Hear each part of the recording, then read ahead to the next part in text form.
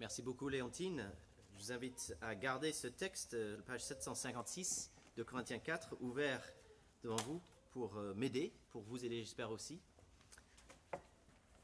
Bienvenue à toutes et à tous. Je suis heureux de partager, de m'associer à l'accueil d'Étienne. Pourquoi êtes-vous là ce matin? Une possibilité, c'est que Jésus-Christ est précieux pour vous. Vous aimez Jésus-Christ, vous le connaissez, c'est quelque chose d'important. Mais une autre possibilité, c'est que vous réfléchissez à la foi chrétienne, vous êtes ouvert à ça, vous vous posez des questions. Mais dans les deux cas, je suis certain que, en tout cas dans 9 cas sur 10, 9 personnes sur 10, il y a un élément clé dans cette découverte de l'Évangile ou de l'Église, dans cette découverte d'un intérêt pour l'Évangile ou de l'Évangile lui-même. Il y avait une personne, il y avait un être humain. Il y a quelqu'un qui vous a parlé, il y a quelqu'un qui a pu échanger avec vous, et ça vous a fait tilt, ou vous avez eu en tout cas un intérêt. Ça peut être peut-être vos parents lorsque vous étiez jeune, ça peut être un ami. Quelqu'un de l'Église m'a raconté l'histoire de comment elle a découvert l'Évangile récemment, et c'était par une amie tout simplement. Ça peut être par exemple les responsables d'un camp chrétien d'été. Des découvertes importantes sont souvent personnelles, liées à une relation humaine avec quelqu'un qu'on connaît bien. Il y a un deuxième élément qui est l'élément qui était important, je pense, pour toute personne qui découvre l'Évangile ou qui réfléchit à l'Évangile, c'est l'élément du temps. On peut parler de la patience peut-être. Le fait que c'était quelque chose qui s'est construit au fil des jours, des mois, des années. Si vous aimez Jésus-Christ ou si vous réfléchissez à l'Évangile, eh bien, cela prend du temps. Presque personne, c'est-à-dire au moins de 5%, je pense, de ceux qui répondent à l'Évangile, répondent tout d'un coup comme ça. C'est presque personne, ça arrive que un être humain, quelqu'un arrive devant eux, dit « crois en Jésus », dit « ok, c'est bon ». C'est juste très rare en fait, extrêmement rare que ça se passe comme ça. Ça prend typiquement des années, parfois des mois, parfois même que quelques semaines. Mais la plupart du temps, presque toujours, il y a un élément de construction dans le temps pour que quelqu'un découvre l'Évangile ou pour quelqu'un qui réfléchit à l'Évangile. Pourquoi je vous parle de cela? Depuis septembre, on a un programme qu'on appelle Disciples au carré, essayer d'être des disciples de Jésus-Christ, qui font des disciples, des témoins joyeux du Christ là où nous sommes. Et on doit avoir cette attente qu'une relation avec Dieu va être connue, comprise par une relation humaine ou des relations humaines. Donc il y a cet aspect relationnel, personnel, humain qui est toujours, ou presque toujours là. Et le deuxième élément qu'on doit comprendre et qui est important dans cette idée de disciple au carré, c'est l'élément du temps, de la patience, que ça, c'est pas à pas et jour après jour. C'est-à-dire, je peux aller dans la rue, donner un flyer qui dit Jésus-Christ est mort et ressuscité, croyez en lui, à quelqu'un dans la rue, un inconnu. Eh bien, ce que les gens souvent, quand ils disent évangélisation, c'est ce qu'ils veulent dire, donner des morceaux de papier à des gens qu'on ne connaît pas. Eh bien, il n'y a ni l'élément relationnel, ni l'élément de construction dans le temps, dans cette approche-là. Dans le Nouveau Testament, ce qu'on découvre, c'est que, par exemple, l'apôtre Paul, il va dans une ville, il va passer 1 an, 2 ans, 3 ans. C'est que Jésus, quand il vient, il va passer 3 ans à temps plein avec ses disciples. C'est qu'il y a une réalité relationnelle qui s'inscrit dans le temps. Et nous, si nous découvrons et nous réfléchissons à comment nous avons nous-mêmes compris l'Évangile, je suis convaincu qu'à 9 fois sur 10, voire parfois quasiment même 10 sur 10, en tout cas pas loin, qu'il y avait un élément relationnel et il y avait un élément de construction dans le temps qui ont été essentiels pour nous. Donc nous disons, c'est un peu notre slogan, amis, voisins, collègues, cousins. Nous parlons de ces personnes avec qui on a une relation et dans lesquelles il y a une relation qui s'inscrit dans le temps, des gens qui ont l'occasion de nous voir et de nous revoir. Pas juste une fois, pas juste 5 minutes, mais quelques heures, une semaine, quelques heures la semaine d'après, et ainsi de suite. Amis, voisins, collègues, cousins. C'est notre champ de mission à privilégier. Ce sont les personnes qui nous sont précieuses et vers qui on doit dire, là, il y a un cadre où les gens peuvent, humainement parlant, commencer à vraiment saisir l'Évangile. Jésus, quand il lançait cet appel qu'on a entendu de prendre sa croix, de suivre Jésus, de renoncer à d'autres choses, à perdre sa vie dans un sens, c'était un appel que les disciples ne comprenaient pas vraiment. Et on peut le voir à la fin de sa vie, après 3 ans de ministère intense avec Jésus, le meilleur évangéliste de tous les temps, quand les soldats viennent, ils partent en courant. Parce qu'ils n'avaient pas encore vraiment saisi ce que ça voulait dire. Ça prend du temps. Et c'est qu'après, ça aussi prend l'œuvre de l'Esprit. Mais j'aimerais nous dire que cette idée d'évangile au sein de relations humaines construites dans le temps, c'est quelque chose qu'on voit très clairement dans le Nouveau Testament. Et on le voit aussi dans notre expérience. 2 Corinthiens chapitre 4. Ainsi donc, puisque par la bonté de Dieu nous avons ce ministère, nous ne perdons pas courage. De quoi parle l'apôtre Paul? Eh bien, il parle d'un cadeau glorieux. On va voir ça. Un cadeau glorieux. Merci. Il parle d'un cadeau glorieux. Je ne sais pas si vous avez reçu de cadeaux glorieux récemment. J'ai un ami, je crois que c'était il y a 2-3 ans, il a reçu des billets pour aller voir U2 au Stade de France. Et comme il aime U2, c'était pour lui un cadeau glorieux. Ils étaient 90 000 personnes, ils chantaient ensemble les chants de U2, il y avait Bono là devant eux. C'était un moment pour lui glorieux. Peut-être pour vous, ça serait un match des 6 nations, France-Angleterre. Peut-être ça serait, je ne sais pas, voir la naissance d'un enfant. Certains ont vu ça récemment. C'est un moment assez épatant, assez glorieux en fait, qui touche nos cœurs. Et on n'a même pas besoin d'être parents en fait. Si c'est des amis proches, on peut se réjouir et être touché aussi par ça. Peut-être vous avez un ami qui a récemment décroché son premier CDI. C'est glorieux. On célèbre ça, on dit waouh. Nous avons, par la bonté de Dieu, ce ministère, dit l'apôtre Paul. Et ce service, ce ministère, alors juste un regard en arrière, chapitre 3, verset 7 par exemple.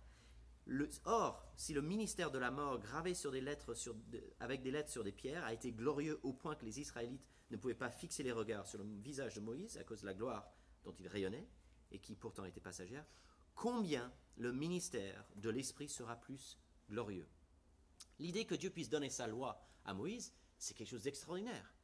Et en même temps, à côté, qu'il y ait la vie, l'immortalité, la réconciliation par l'Esprit du Christ, c'est encore plus glorieux.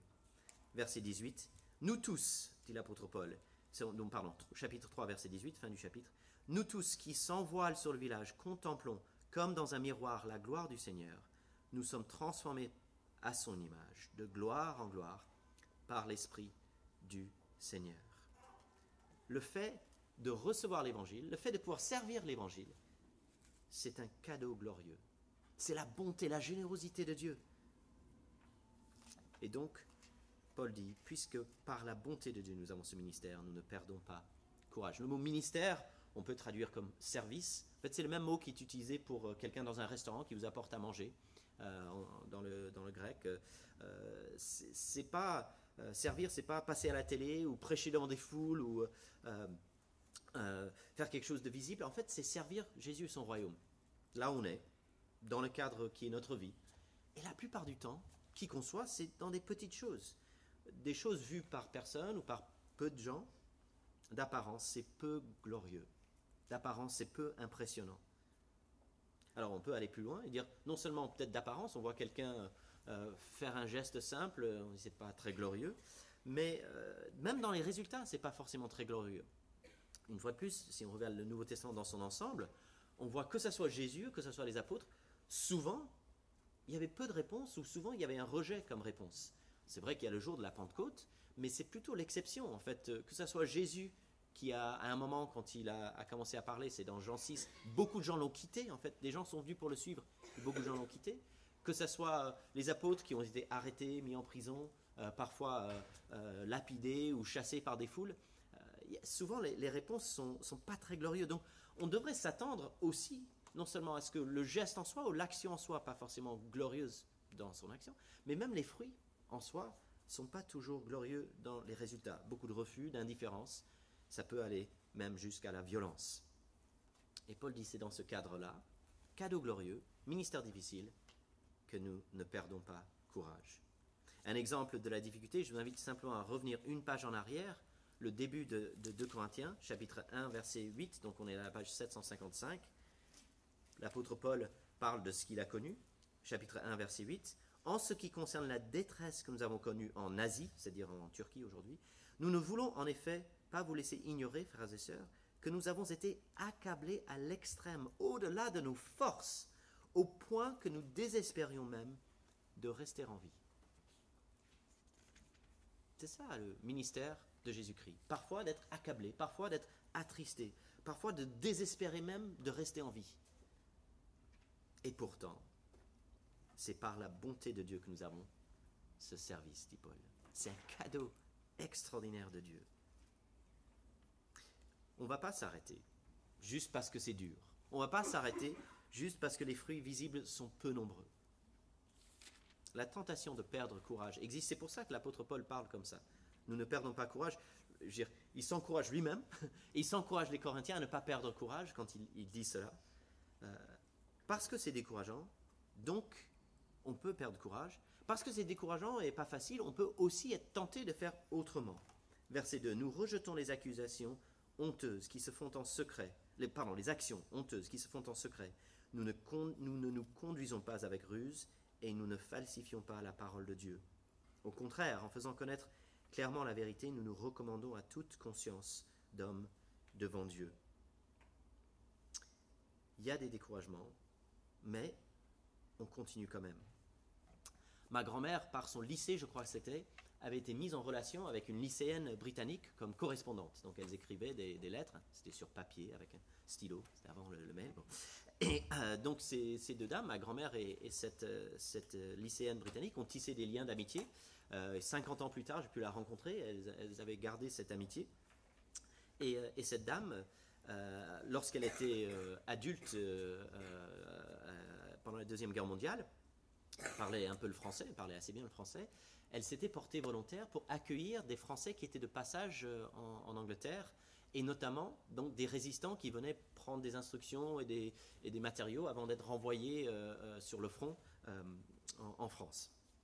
Et donc, elle recevait un message disant il y a un monsieur qui va se présenter ce soir vers 20h, je ne sais plus quoi, vous lui montrerez sa chambre et vous lui donnerez le petit-déj, et puis voilà. Et on ne lui disait pas qui c'était. Ça faisait partie des éléments de secret de guerre, etc. Et après la guerre, elle a vu des photos de Jean Moulin. Elle dit, je pense que ce monsieur-là, je l'ai eu un soir. Qu'est-ce qu'elle a fait? Elle a fait un lit. Elle a défait le lit le jour d'après. Elle a proposé un petit déjeuner. C'était pas grand-chose. Mais en fait, ça s'est inscrit dans une grande histoire. Une résistance qui a combattu l'armée nazie, et notamment un homme qui, au final, est mort, je crois probablement torturé avant d'être exécuté. Elle s'est inscrite dans quelque chose d'extraordinaire, en fait. Mais avec des petits gestes simples, elle a eu ce privilège-là. Une petite tâche, pas forcément impressionnante, mais qui faisait partie d'un grand récit glorieux, d'une grande histoire extraordinaire. Le contexte, c'est un cadeau glorieux.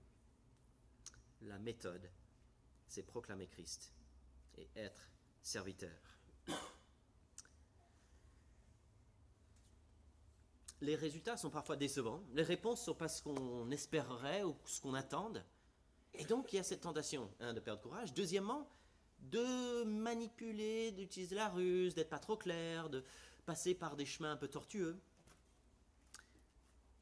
Pourquoi on n'est pas si nombreux que ça? Je sais pas, 85 personnes ce matin, il y a 75 000 personnes qui habitent dans le sud du 17e.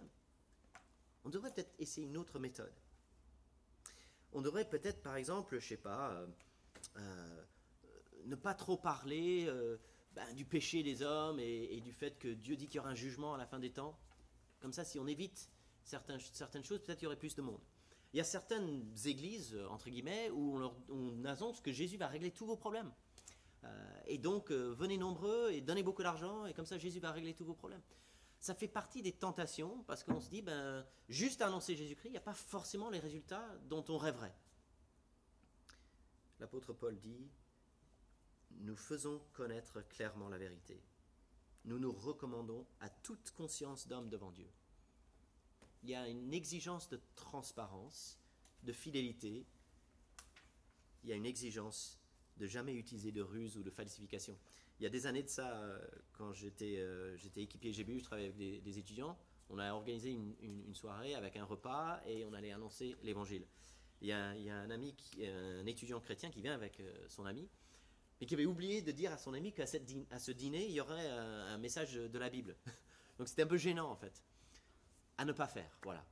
Si vous invitez quelqu'un à un événement où on va expliquer l'évangile, il faut que les choses soient claires. Il ne faut pas utiliser de ruse ou de falsification. Nous sommes appelés à être transparents. Jésus-Christ est Seigneur. La Bible nous appelle à nous détourner de nos vies sans lui, de nos choix mauvais, et nous abandonner à lui. Proclamer Christ, être serviteur. L'essentiel, c'est un message.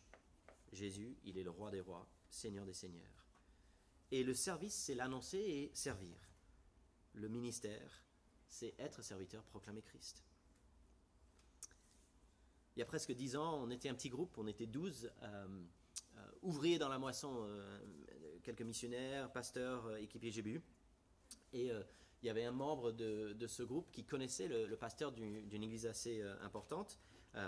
Il prêche tous les dimanches devant 600, 800 personnes. Mais il est venu pour nous prêcher la parole de Dieu alors qu'on était 12. Donc on était content qu'il vienne. C'est un homme vraiment utile au royaume de Dieu. Et donc il nous faisait des enseignements. Et puis, eh bien, on avait des repas. Et à la fin du repas, c'est lui qui allait le premier pour faire la vaisselle. Et en fait, logiquement, on pourrait se dire, là, il était là pour nous encourager. Peut-être que pendant ce moment de vaisselle, il aurait pu avoir une discussion 1 à 1 avec une des personnes qui était présente. Mais en fait, sa façon de nous servir, c'était d'annoncer Jésus et puis de nous servir concrètement en faisant la vaisselle après le repas. Je pense que dans un sens, le message de 2 Corinthiens 4, c'est presque un secret parce qu'on n'ose pas y croire. C'est que proclamer Jésus et servir, c'est glorieux. C'est extraordinaire de pouvoir faire ça, d'annoncer l'évangile, de communiquer comme on peut l'évangile et d'essayer de faire du bien à l'autre dans la simplicité et l'humilité. En fait, c'est magnifique. On touche à la gloire de Dieu lui-même. Le résultat, troisièmement, la lumière de la gloire de Jésus-Christ. Le début et la fin de toute vie chrétienne, l'origine et le but de toute vie chrétienne, c'est la lumière glorieuse de Jésus-Christ. C'est ce qui fait qu'une vie chrétienne commence, et c'est ce vers quoi nous allons et nous tendons. Ce texte nous le rappelle, c'est l'œuvre de Dieu seul. Verset 3, « Si notre évangile est encore voilé, il est pour ceux qui périssent, pour les incrédules dont le Dieu de ce monde a aveuglé l'intelligence, afin qu'ils ne voient pas briller l'éclat que projette l'évangile de la gloire de Christ, qui est l'image de Dieu. » En effet, verset 6, « Le Dieu qui a ordonné que la lumière brille du sein des ténèbres a aussi fait briller sa lumière dans notre cœur pour faire resplendir la connaissance de la gloire de Dieu dans la personne de Jésus-Christ. » C'est vrai que les versets 3 et 4, on se dit « Oh, qu'est-ce qu'on fait avec ça ?» Mais ce qu'on fait avec ça, c'est qu'on se rappelle que c'est Dieu qui peut faire briller. Et les êtres humains, que ce soit un pasteur ou un chrétien ou qui que ce soit, ne peuvent pas changer le cœur de quelqu'un. Et même, dans un sens, on ne peut pas changer nos propres cœurs. On peut, par contre, faire appel à ce Dieu, lui demander, lui, qui change nos cœurs, qui change le cœur des autres. On dépend de lui. C'est l'œuvre de Dieu et de Dieu seul. Lorsque quelqu'un proclame Jésus-Christ, eh bien, Dieu ordonne que la lumière brille dans les cœurs. Je ne sais pas si vous avez déjà entendu cette accusation de prosélytisme. S'il y a un chrétien qui dit bah, « moi je veux partager l'évangile », « Ah, mais il ne faut pas faire de prosélytisme, hein, c'est contre la loi le prosélytisme. C'est inacceptable le prosélytisme. » Moi je pense qu'on peut répondre à cela, mais jamais on fait du prosélytisme. Si par prosélytisme, on parle de chercher à manipuler les gens ou à pressuriser ou culpabiliser ou par une ruse quelconque essayer de faire en sorte que quelqu'un entre dans quelque chose qu'il ne veut pas de manière transparente, de manière choisie et de plein gré entrer, jamais de la vie on essaierait de faire du prosélytisme. Et d'ailleurs, on en serait incapable. C'est-à-dire, personne ici peut changer un cœur humain. Personne ici est capable de faire briller une lumière dans un cœur humain. C'est juste pas possible. C'est au-delà de nos forces. Je pourrais prendre un pistolet, mettre un pistolet à votre tête et vous dire « Signez ce papier qui dit Jésus-Christ Seigneur ». Et vous signerez. Mais votre vie était en danger. Ça n'aurait aucun sens. Ça n'aurait aucun sens. Ça ne servirait strictement à rien. Peut-être à vous empêcher jamais de répondre à l'évangile. Donc, ça serait une catastrophe en fait. Mais l'idée qu'on pourrait quelque part, ou qu'on chercherait à manipuler, à faire en sorte que... Mais jamais. Ça n'a aucun sens. C'est pas ça qu'on cherche, parce que de toute façon, il n'y a que Dieu qui le fait. Et une réponse humaine qui serait suscitée par une manipulation super bien ficelée, c'est pas ça qu'on cherche, c'est pas ça qu'on veut. On veut un changement spirituel que Dieu seul peut opérer. Je ne sais pas, pour certains, ce texte qui parle de Dieu qui a fait briller sa lumière dans notre cœur pour faire resplendir, verset 6, pour faire resplendir la connaissance de la gloire de Dieu dans la personne de Jésus-Christ, peut-être cette phrase n'a aucun sens pour vous, ou en tout cas est très très mystérieuse pour vous. Je vous invite à demander à Dieu qu'il vous éclaire là-dessus. Pour beaucoup d'entre nous, nous sommes convaincus que Jésus a brillé sa lumière dans nos cœurs. Mais peut-être c'est une réflexion en cours pour vous. Et je crois que vous pouvez, je vous invite de toute force, avec tout ce que j'ai, à demander à Dieu qu'il vous éclaire là-dessus, que cela soit évident pour vous. Si nous savons que Dieu a fait briller sa lumière en Jésus-Christ, si c'est une conviction profonde en nous, alors nous devons prier sans cesse.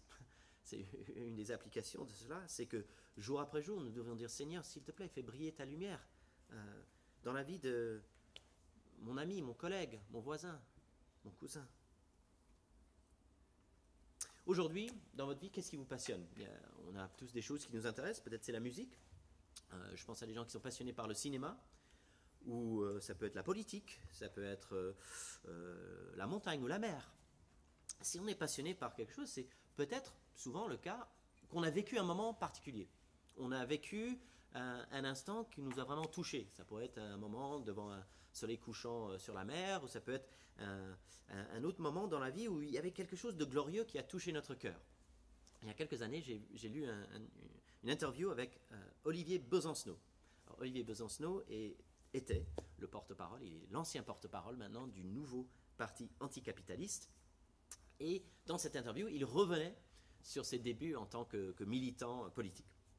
Il était au lycée, il y avait une question, je ne sais plus quel était le problème, le souci, mais les lycéens n'étaient pas contents, et donc ils sont mis ensemble pour faire une manif. Il a organisé une manifestation des lycéens, et ils étaient, je ne sais pas, plusieurs centaines, peut-être 200, 300, il y avait un bon nombre de lycéens de son lycée qui sont venus pour cette manif, pour ce problème, cette injustice de la part de l'administration, je ne sais plus. Et donc il y avait la joie de voir, avec tout le travail d'organisation, de faire de la pub, etc., que les gens sont venus, qu'il y avait un bon nombre de lycéens, et donc il y avait un succès en termes de nombre de personnes étaient là. Mais le clou de l'affaire, raconte Olivier Besancenot, le moment clé, c'était qu'à la fin de cette journée extraordinaire, lui à la tête du cortège, etc., il y avait cette fille dans son lycée qui était très jolie, qu'il avait à l'œil depuis un moment, qui est venue l'embrasser. Et donc c'était un peu la journée parfaite. Non seulement il y a eu donc le succès de la manif, mais il y a aussi eu embrasser la jolie fille. Et donc ça a déterminé le cours de sa vie, en fait, depuis des décennies. Après, ce qu'il fait, c'est qu'il organise des manifs. Et bon, voilà. Je ne sais pas si pour les autres partis, mais en tout cas, côté organiser des manifs, ça l'a motivé. Un moment de gloire, un moment extraordinaire qui façonne une vie, en fait, qui dirige des choix. Dieu a fait briller sa lumière dans les ténèbres, au sein des ténèbres, verset 6. Alors c'est ce que Dieu a fait lorsqu'il a créé l'univers. Il y a des ténèbres, il y a rien, et Dieu fait briller la lumière. Et c'est ce qu'il fait lorsqu'il donne une nouvelle vie. Dans un cœur où il n'y a pas la lumière de Christ, il fait briller la lumière de Christ. Il y a une nouvelle création, une récréation. Un nouveau monde est né en quelque sorte. On le voit aussi dans l'incarnation. Ce Dieu qui a créé le monde en faisant briller la lumière dans les ténèbres, lorsqu'il est venu, c'est Jésus qui est venu parmi nous briller dans un monde de ténèbres, par sa vie parfaite, par sa mort parfaite, par sa victoire parfaite sur le mal et la mort, lors de sa résurrection. Jésus-Christ a fait briller la lumière de Dieu par son incarnation et par son œuvre. Et depuis, ça fait 2 millénaires, que pour des millions de personnes, il fait briller la gloire de Dieu dans leur cœur par son esprit, de manière invisible et miraculeuse. Et voilà l'origine de tout service chrétien, la lumière de Jésus-Christ. Et voilà le but de tout service chrétien, la lumière de Jésus-Christ. Nous voulons pas simplement honorer Jésus, nous voulons aussi que d'autres puissent le découvrir. Et avoir le privilège d'y contribuer, de faire quelque chose dans ce service, c'est profondément glorieux. De perdre sa vie pour la bonne nouvelle, c'est satisfaisant en fait, ça comble le cœur humain. Le cœur humain est sans cesse à la recherche de gloire. Ça peut être par l'argent, le sexe, le pouvoir, par plein de choses en fait qui nous disent que dans nos cœurs en fait on dit c'est glorieux. Mais en fait la vraie gloire qui dure, c'est celle de Jésus. La vraie gloire qui comble un cœur, c'est celle de Jésus. Et cette vraie gloire-là, elle est contenue, verset 7, dans des vases d'argile.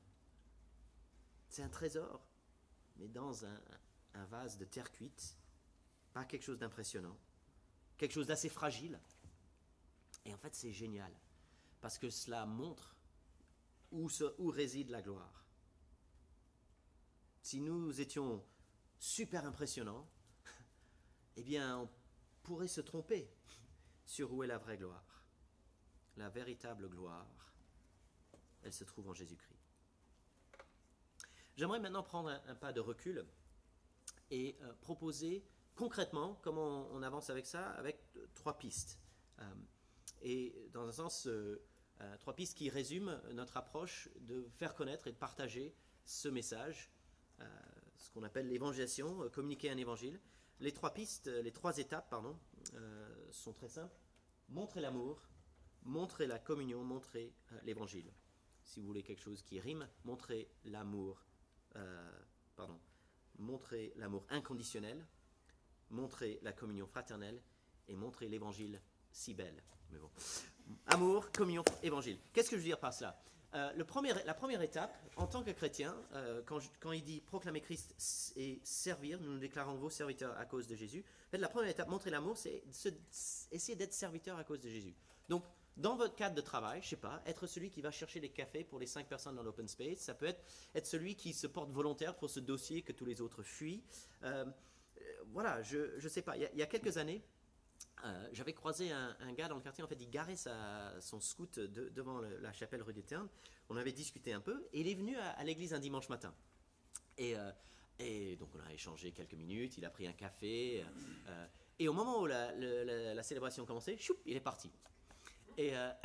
Et je m'en suis réjoui, je m'en réjouis encore aujourd'hui, parce que pour une fois, pas la seule, mais dans un sens, on a pu lui faire du bien sans contrepartie. Un amour inconditionnel. C'est-à-dire, on lui a proposé un café, on a discuté agréablement avec lui, et il n'a pas fait le truc de contrepartie, c'est d'avoir à être là pendant 1 heure à écouter le sermon et je ne sais pas quoi d'autre. Donc vraiment, juste essayer d'aimer de manière inconditionnelle, sans qu'il y ait le retour de l'ascenseur.